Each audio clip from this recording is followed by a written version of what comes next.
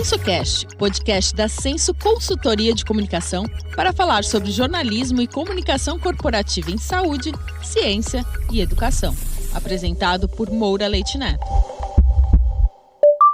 Olá, eu me chamo Moura Leite Neto, sou jornalista, doutor em ciências e diretor da Senso Consultoria de Comunicação. Com o tema Impacto dos Estados Unidos na Saúde Global, este é o episódio 35 do SensoCast, um podcast para falarmos sobre jornalismo e comunicação corporativa de saúde, ciência e educação. Neste episódio, nosso convidado é o médico e comentarista de saúde da Rádio CBN, Luiz Fernando Correia, que é também comentarista de saúde na TV Connect USA, transmitida em português para brasileiros que moram nos Estados Unidos. Ao tomar posse como 47º presidente da história dos Estados Unidos, Donald Trump reforçou a promessa de campanha de retirar o país da Organização Mundial da Saúde, OMS, que é a Agência Global de Saúde das Nações Unidas, responsável por proteger e promover a saúde em todo o mundo desde 1948. A expectativa é de haver um grande impacto, pois os Estados Unidos são um dos maiores financiadores da OMS. O país é o maior produtor de pesquisas médicas, o que gera impacto mundial. Recentemente, os Institutos Nacionais de Saúde, NIH, principais financiadores desses estudos, anunciaram um corte bilionário. E sobre esses assuntos, vamos falar com Luiz Fernando Correia. Você que está nos ouvindo, aproveite para compartilhar a sua opinião e sugerir temas para os próximos episódios do SensoCast. Correia, muito obrigado por sua participação aqui no episódio 35 do SensoCast. Correia, quero começar contigo assim. Em 2020, Donald Trump já havia tentado retirar os Estados Unidos da OMS, mas o seu sucessor, Joe Biden, conseguiu reverter a situação. O que alega Trump para essa insistência de não querer ter a ligação dos Estados Unidos com a Organização Mundial da Saúde? Mais uma vez, obrigado por estar conosco. Isso, eu que agradeço, Moura. Obrigado pelo convite. Vamos dizer assim, a pinimba, né, do Trump com a OMS tem segundo ele, um motivo econômico. Os Estados Unidos estaria pagando muito mais que os outros países do mundo e sustentando a Organização Mundial da Saúde. E o Trump, já desde a pandemia, como você lembrou bem, de 2020, ele acusa a OMS de não ter gerenciado a pandemia de forma adequada no início. A gente sabe que problemas aconteceram, a própria OMS já fez revisões da sua atuação, principalmente no início da pandemia, a questão da demora da declaração, do estado de pandemia, com detalhes que fazem parte de uma situação como aquela. Mas é basicamente uma questão de manter posição, né? Ele se diz contra a OMS porque os Estados Unidos pagam a conta do mundo inteiro, como ele é contra a posição dos Estados Unidos na OTAN, como ele é contra a posição dos Estados Unidos dentro das Nações Unidas. Ele acha que os Estados Unidos está sendo explorado pelo resto do mundo, ele vende essa ideia para sua base eleitoral, então foi a partir disso que ele reeditou a medida de retirada do país da OMS. Esse processo, ele tem, originalmente e oficialmente, ele terá que passar pelo Congresso americano. O que aconteceu na outra vez é que no Congresso americano, na primeira gestão do Trump, ele não tinha o controle total das duas casas. Só que agora ele tem. Então, muito provavelmente, esse processo vai se concluir ao longo de 2025 e realmente os Estados Unidos devem sair da OMS completamente, aprovado por um Congresso que atualmente é dominado pela maioria republicana, tanto a Câmara, o equivalente à Câmara dos Deputados, que é a Câmara dos Representantes, quanto o Senado Federal. Isso é um processo demorado, mas o impacto disso na saúde do mundo vai ser sentido já imediatamente. Por exemplo, ontem saiu uma ordem, nós estamos falando aqui ontem, dia 25 de março, saiu uma ordem executiva suspendendo o auxílio financeiro a aplicações de vacinas em países estrangeiros, através seja da USAID, que é a Agência de Auxílio ao Desenvolvimento, seja através da OMS. Então, esse impacto já vai se fazer.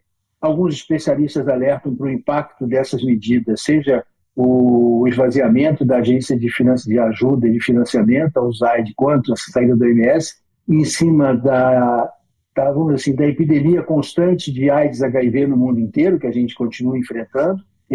Alguns especialistas acham que isso vai ter um impacto muito grande, milhões de pessoas vão ser prejudicadas, mas isso não, na cabeça do Trump não faz diferença, né? A gente já sabe. Então, vai ser um impacto muito grande, é uma situação, a não ser que se mude alguma coisa nos próximos meses, mas provavelmente é irreversível, é algo infelizmente irreversível e que vai ter realmente consequências muito graves para a saúde do mundo. Alguns organismos internacionais, como a Fundação Gates e outras organizações não governamentais, já se colocaram na posição de tentar cobrir pelo menos uma parte do déficit que vai aparecer financeiro com essa saída americana. Mas a gente também sabe que essas entidades dificilmente vão ter o poderio financeiro do governo inteiro americano e cobrir o déficit todo o buraco que vai aparecer aí nas contas da OMS. Então vai ter esse processo, né, que deve levar mais ou menos um ano, né, o que se prevê. Então, com a saída em 2026 se concretizando, tem esse impacto financeiro, mas e com relação aos dados epidemiológicos, afinal, os Estados Unidos é um país também enorme, né, um dos maiores do mundo populacionalmente. Então, como que isso impacta na ausência de informações? Isso é terrível, porque o que está acontecendo vai acontecer, ou seja, o Estados Unidos vai deixar de fornecer dados epidemiológicos para a OMS. Então, quando a gente for pesquisar nas bases de dados, a gente não vai saber o que está acontecendo num país que tem mais de 330 milhões de pessoas, né? E tinha sempre a tradição de ter boas fontes, boas bases de dados estatísticas, boa vigilância de saúde, que também, já continuando com a nossa conversa, também está sendo comprometida e afetada diretamente pelo governo Trump, né? As medidas já foram tomadas, elas já prejudicam nos dias de hoje o acompanhamento dos problemas de saúde dos Estados Unidos, né? O desmonte do CDC, o desmonte do NIH que está em andamento, isso vai impactar até na produção desses dados. Muito mais do que não informar para a OMS, os Estados Unidos não vai gerar dados. Isso é um negócio terrível.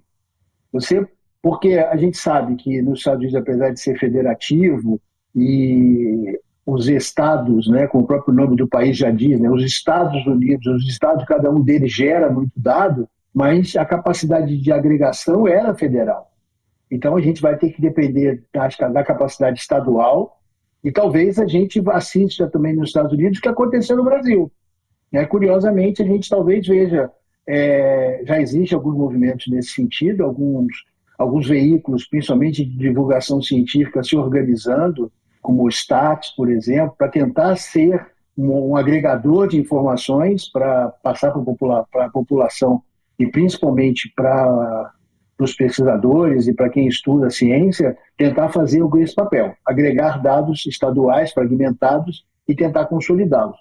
Vai ser muito difícil, porque nós estamos falando, como eu falei, de um país de mais de 330 milhões de pessoas, 51 estados, gerando dados de forma fragmentada.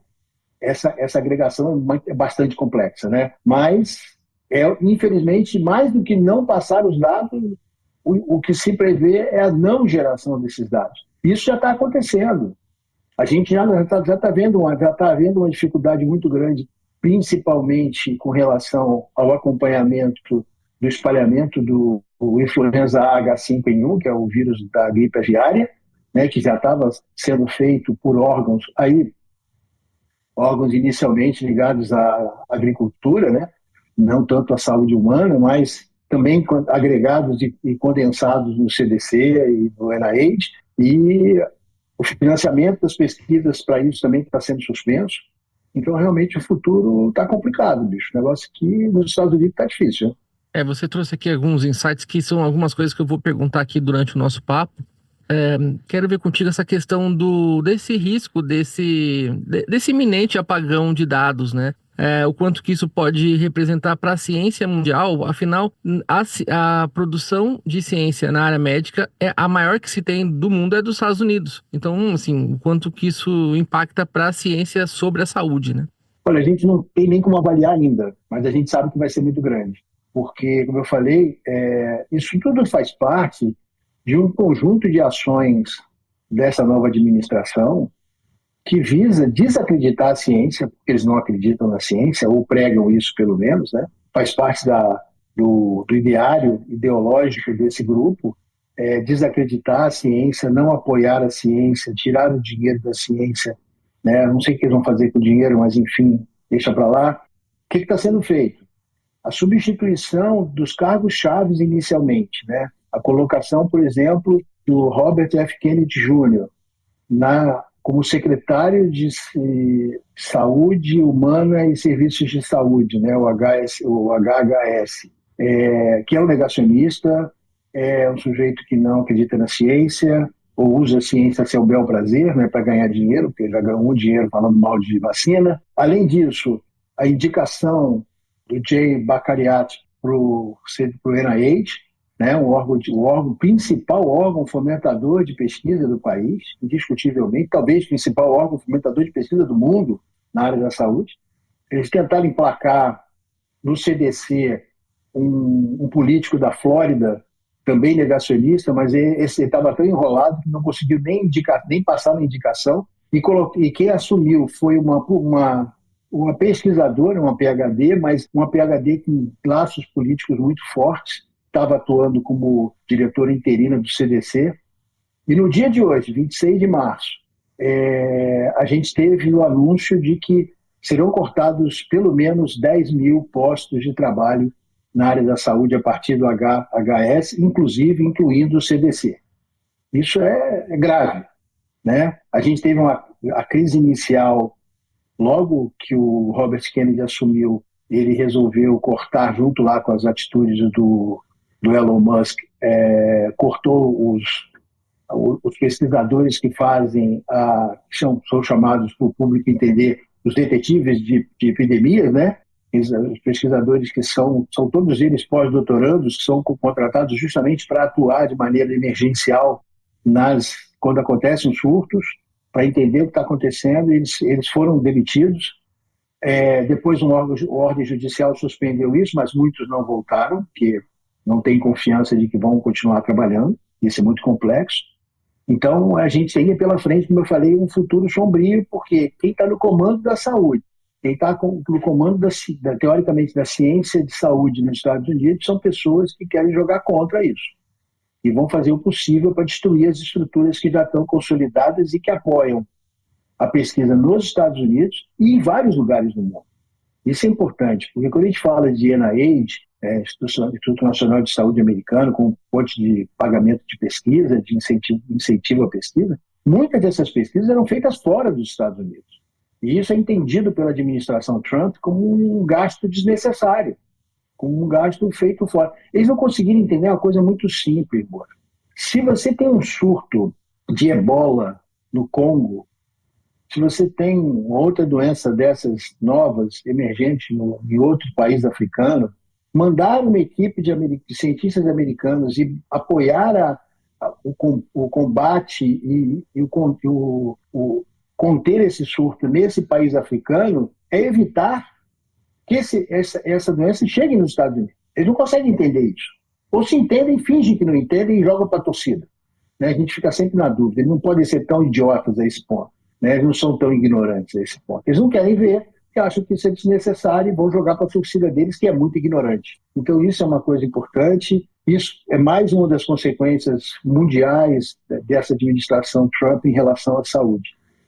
E uma coisa que a gente acho que vale a pena comentar é o seguinte: Donald Trump vende a ideia de que ele venceu de uma maneira esmagadora.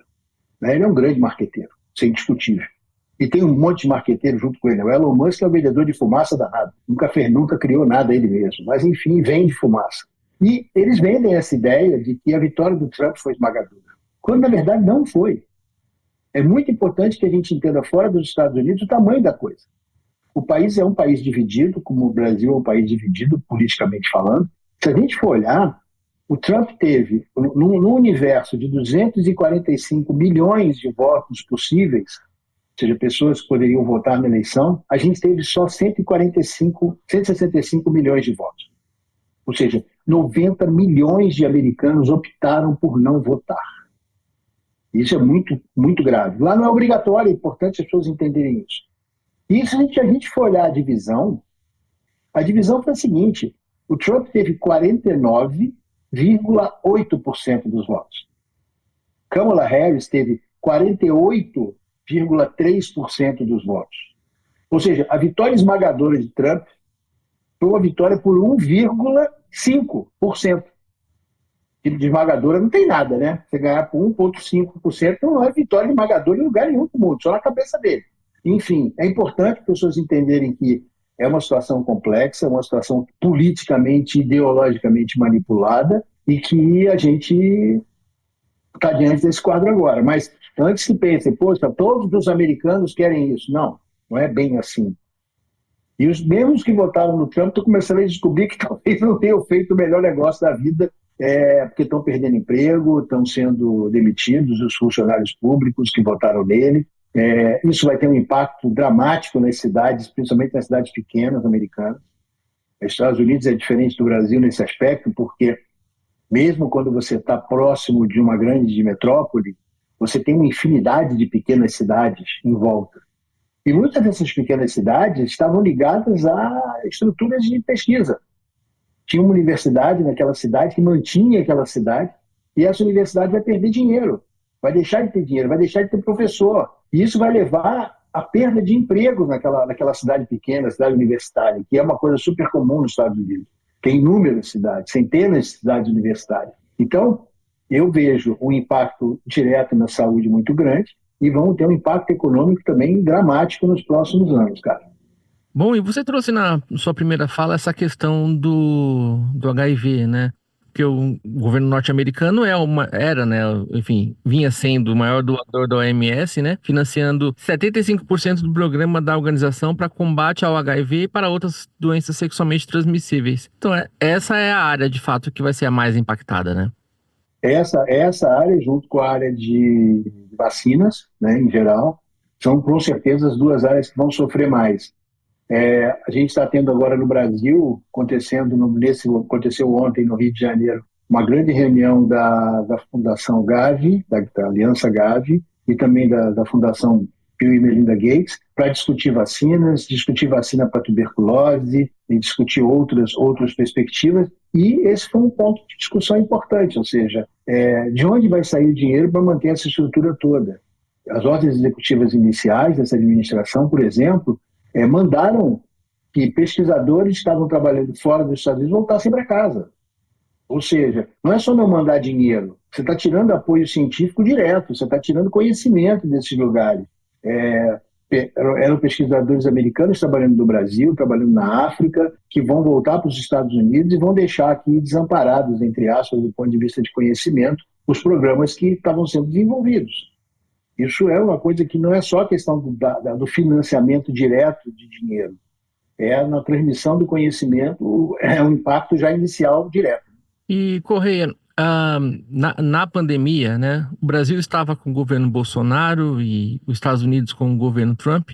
Ambos, né, tiveram essa condução anti-ciência, né, durante o curso da Covid-19, mas legitimados respectivamente, né, os dois países por metade da população, por esses elementos que você trouxe, né? E houve muita similaridade, assim, os discursos, eles foram alinhados entre essas duas nações? Olha, não entre as nações, né, mas entre esses grupos ideológicos, né, com certeza. A diferença curiosa foi o seguinte: vamos lembrar que quem pagou a pesquisa da vacina da Moderna foi o governo americano, né? Independente de todo o negacionismo do governo Trump e dos seus ideólogos, né? O que aconteceu foi que o mercado também reagiu e disse: olha, tudo bem você achar que não é isso aí, mas tá feia a coisa, né? Vamos resolver o problema. E aí conseguiu-se, quando lançou-se a Operação Warp, né, que visava desenvolver a vacina o mais rápido possível, o financiamento da vacina da Moderna saiu diretamente do governo americano. E foi um sucesso, enfim, ainda bem que você conseguiu se apoiar. O que eu não sei se aconteceria de novo agora, como, por exemplo, se a gente se deparar com uma nova pandemia que pode estar batendo na porta da gente, né, que existe essa possibilidade. Então, eu não sei como é que será uma nova pandemia sobre nova direção Trump. Se vai se conseguir fazer uma operação Warp Speed de novo para desenvolver ou ajustar uma vacina para essa nova pandemia. Essa seria talvez a única diferença entre os dois governos, já que o nosso governo brasileiro relutou em comprar vacina, atrapalhou a distribuição da vacina, enfim, fez negociatas escusas e tudo mais, só que o governo americano só fazia o discurso ideológico, mas na prática ele foi mais pragmático e pagou a conta da vacina o mais rápido possível. Então, eu acho que é sempre legal colocar essa diferença, e isso não foi porque ele é bonzinho, não. Foi porque a perda financeira foi absurda para todos os países do mundo, inclusive Brasil, Estados Unidos, enfim. Só que aí lá eles disseram, não vamos perder dinheiro, vamos correr atrás da vacina e resolver o problema. Independente do cara, do presidente declarar, como declarou na Casa Branca, que talvez o ideal fosse a gente tomar água sanitária, né, ou desinfetante pela boca para limpar o corpo do SARS-CoV-2.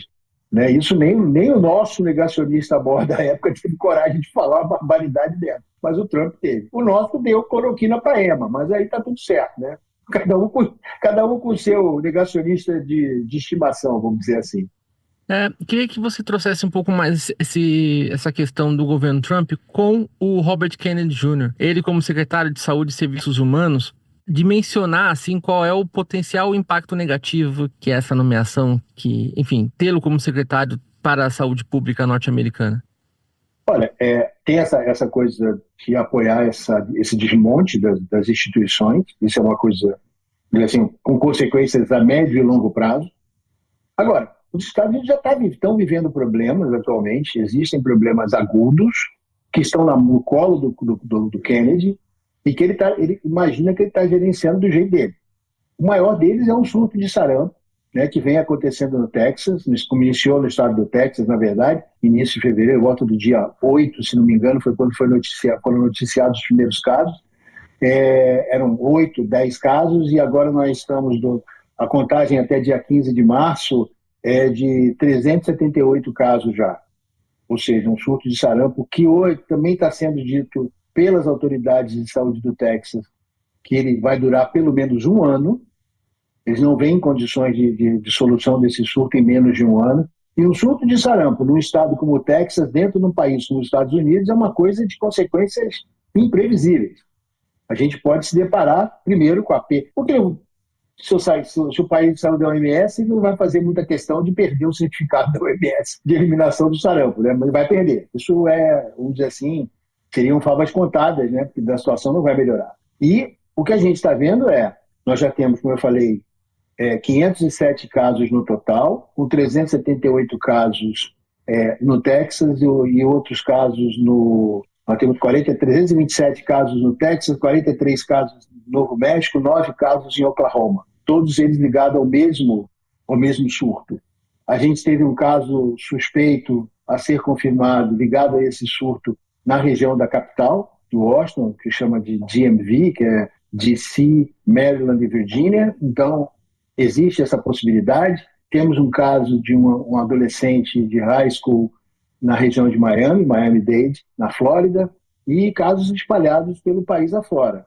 Alguns ligados a esse surto e outros, como sempre tem em vários países do mundo, casos de sarampo ligados a viagens internacionais. Mas esse surto de sarampo, sem controle, já se espalhando em 3 estados, com a característica de que todos ou praticamente todos os casos são em pessoas não vacinadas, isso fala diretamente, ou seja, se conecta diretamente a todo o esforço que o Robert Kennedy Jr. fez a vida inteira para desacreditar a vacina do sarampo, né? Ele é um sujeito que ganha dinheiro falando contra a vacina do sarampo. Ele teve que admitir, diante do Senado Federal, nas suas sabatinas de aprovação, acho que ele ganhou $12 milhões falando mal de vacina. Isso é um negócio surreal. O sujeito vai tomar conta da saúde do país e ganhou dinheiro falando mal de vacina. Isso é um negócio realmente, só na administração Trump é possível. Um cara que vendia aquelas roupinhas de bebê, isso na época foi muito falado, sabe quando você compra uns borezinhos, você dá para o bebê quando é pequenininho, né? Ele vende aquilo, a ONG que ele criou, que agora diz que não tem nada com isso, não, já me desfiliei dessa ONG, mas foi ele que criou e ganhou dinheiro lá a vida inteira, vende bore, roupinha de criança, falando mal da vacina. É um negócio assim, beira realmente a surrealidade. Enfim, então, Robert Kennedy Jr., diante de um surto de sarampo no Texas, começando a se espalhar, a primeira reação dele foi de que surtos de sarampo acontecem no mundo inteiro, não é problema. A segunda reação dele foi de que realmente está acontecendo um surto de sarampo. Nesse momento já tinham 40 pessoas internadas, e ele disse, não, essas pessoas foram internadas por quarentena. Uma mentira deslavada, e quando a autoridade de saúde do Texas dizia que as pessoas estavam internadas por problemas, complicações respiratórias do sarampo, como habitualmente acontece. E a terceira fala dele foi o seguinte, olha, o sarampo só é problema para quem tá com a imunidade baixa. Uma boa coisa é dar óleo de fígado de bacalhau e vitamina C. Se você tomar vitamina C e óleo de fígado de bacalhau, não precisa nem tomar vacina, porque o sarampo não vai te pegar. Gente, essa é a autoridade maior da saúde americana falando, oficialmente. Não é uma conversa de bar, entendeu? Ele não está tomando chopp e falando besteira, não. Ele fala isso na posição dele. É criminoso, o sujeito vai matar a gente. É o que vai acontecer. A gente sabe que isso é uma estatística, não é querer ou não querer, não é gostar ou não gostar. A matemática vai falar mais forte, né? A gente sabe que determinado número de pessoas, principalmente crianças pequenas, vão ser internadas, crianças pequenas vão morrer, crianças pequenas vão ter sequelas por causa dessa atitude inconsequente. E o próprio governo do Texas, que é um governo republicano, que é um governo tradicionalmente mais negacionista, está reclamando, porque ele não consegue que as clínicas de vacinação que ele já tentou estabelecer para conter o surto não estão recebendo, não estão sendo procurados. Para ter uma ideia, um dos relatos no condado de Lubbock, que é o condado onde começou esse surto, eles mandaram, por exemplo, o condado tem, se não me engano, 35 a 37 mil pessoas. Simplesmente eles só conseguiram aplicar 300 vacinas, 300 doses de vacina. Isso é surreal, porque existe gente falando contra, né? Existem líderes religiosos falando contra, existe esse maluco lá falando contra, que de maluco não tem nada, né? Então, realmente, a gestão de Robert Kennedy Jr. começa com essa grande complicação. Os Estados Unidos enfrentam, desde o ano passado, o maior surto de tuberculose das últimas décadas, né? Um surto que começou em janeiro de 2024 no estado do Kansas e já tem 150 casos. Parece pouco, né? Mas 150 casos de tuberculose para os Estados Unidos é uma catástrofe. Nós não estamos falando de tuberculose no Brasil, nós estamos falando de tuberculose nos Estados Unidos. Em populações aí, pior ainda, populações mais vulneráveis, sempre, óbvio. E a ameaça da gripe aviária, né? A gente tem aí essa sombra pairando sobre os Estados Unidos. Lembrando que nós estamos, para quem está nos ouvindo, né, nós estamos gravando mais ou menos 3 semanas antes do episódio estar disponibilizado, então os dados, esses números, obviamente, né, vão aumentar, mas não sabemos exatamente em que proporção. Bom, aproveitando esse gancho, né, do H5N1, vírus da gripe aviária, então há uma ameaça crescente para os Estados Unidos e outros países? Existe uma ameaça para o mundo inteiro, obviamente, né? Mas principalmente para os Estados Unidos. Por quê? Porque o vírus da gripe aviária está circulando no mundo há décadas, né? Ele foi descrito bem lá atrás.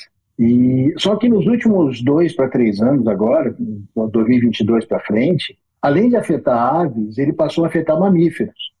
Inicialmente mamíferos marinhos, né? Leões marinhos, focas, mortandade de leões marinhos no Chile, focas na Antártida. A gente passa a ver também o acometimento de outros animais, como, por exemplo, aqueles animaizinhos de pelo de criação, né, os Minsk e outros, para fazer casacos na Europa. E depois, nos Estados Unidos, no ano passado, você começa a ter, além das criações de aves industriais, seja para a produção de proteína de ave de corte ou para a produção de ovos, essas criações gravemente afetadas nos Estados Unidos. A conta até agora é que mais de 170 milhões de aves já tenham sido destruídas para tentar conter a expansão do H5N1 em aves. A gente vê o acometimento a partir de março do ano passado de gado leiteiro, inicialmente no estado do Texas, olha aí o Texas de novo, e que se espalhou já para mais de 900 rebanhos diferentes no país todo.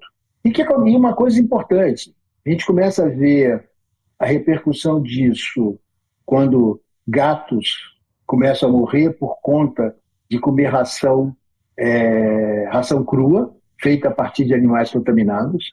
Você vê um caso humano muito grave com a morte no estado da Louisiana. Era um homem de 65 anos que tinha comorbidades, mas pegou justamente o vírus não de uma criação industrial, pegou provavelmente o vírus selvagem, o vírus transmitido pelas aves migratórias, porque ele tinha uma criação de jardim, vamos dizer assim, de quintal, e teve esse problema. E, ao mesmo tempo, um adolescente na Colômbia Britânica, na mesma época, volta de novembro para dezembro, também infectado com essa mesma cepa do vírus, teve um quadro extremamente grave, um quadro pulmonar de evolução muito rápida, que levou esse adolescente para terapia intensiva. Ele ficou internado mais de um mês antes de poder sair do hospital. Então a gente tem essa situação. A gente tem um vírus adaptado à transmissão entre as aves, das aves migratórias para as aves de criação, dessas aves migratórias também para mamíferos do tipo do gado leiteiro, gatos.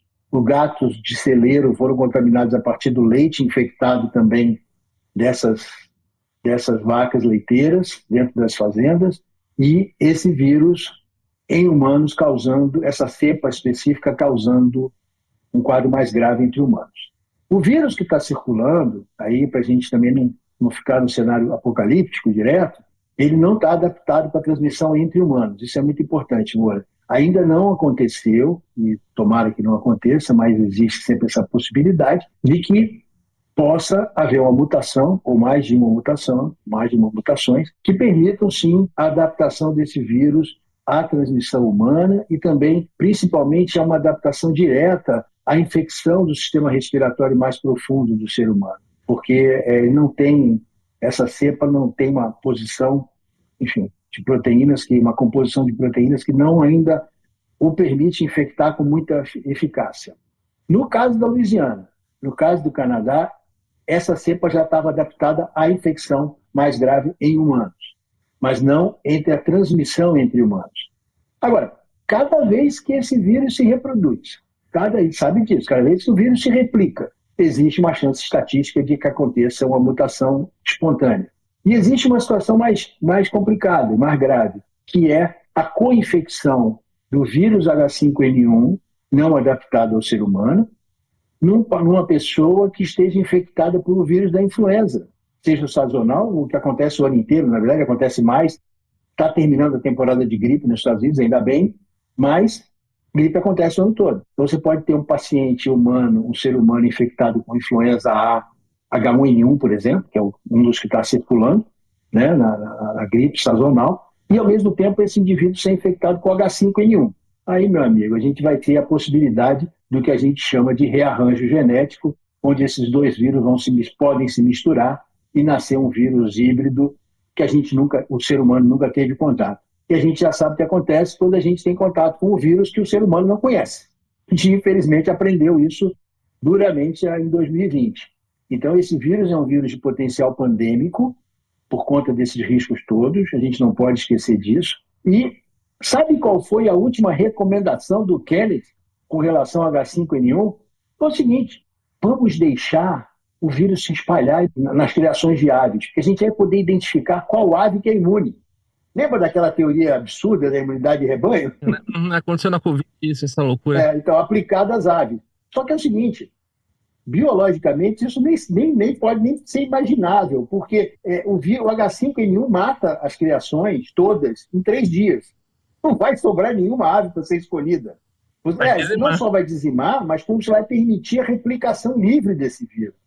Aí nós estamos falando de 150 mais outros 150 milhões, aí são 150 milhões de aves disponíveis para o vírus passear e se replicar. Aí, meu amigo, também é querer abusar da matemática, né? A estatística não permite esse tipo de abuso, né? Não dá para brincar com ela. Então a gente está numa situação extremamente grave e com essas pessoas conduzindo a saúde americana, bicho.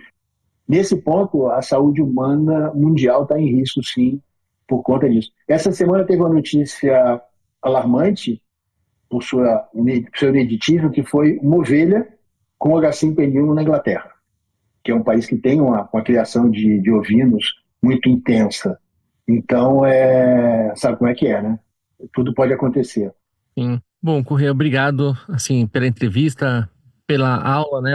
Enfim, você tanto atuando na CBN quanto também numa emissora aí nos Estados Unidos, sempre muito atualizado sobre as evidências científicas, né? Está em todos os congressos, muitos dos importantes congressos médicos, e sempre muito atencioso aqui conosco também. Obrigado por sua participação no episódio 35, você que já havia participado de um outro episódio também. Algo mais que você gostaria de acrescentar? Não, amor, eu só quero agradecer a oportunidade, né? Elogiar o trabalho de vocês, porque isso é fantástico, a gente precisa muito dessa divulgação, e estou às ordens para quando você precisar. E assim encerramos o episódio 35 do SensoCast. Nos acompanhe nas mídias sociais e em nosso site, sensocomunicação, sem cedilha e sem tio.com.br. Nós, da Senso Consultoria de Comunicação, tendo como parceiro o Estúdio Banca Podcast, produzimos podcasts e videocasts de diferentes temas das áreas de saúde, ciência e educação. Se interessou em produzir o seu podcast conosco? Envie uma mensagem para contato@sensocomunicação.com.br. E não se esqueça de ouvir os episódios anteriores e seguir nossos perfis. O SensoCast está nas principais plataformas de podcast, todos os meses com um episódio novo. Um grande abraço e até o próximo episódio. Este podcast é uma produção Senso Consultoria de Comunicação e Estúdio Banca Podcast. Apoio Banca de Conteúdo.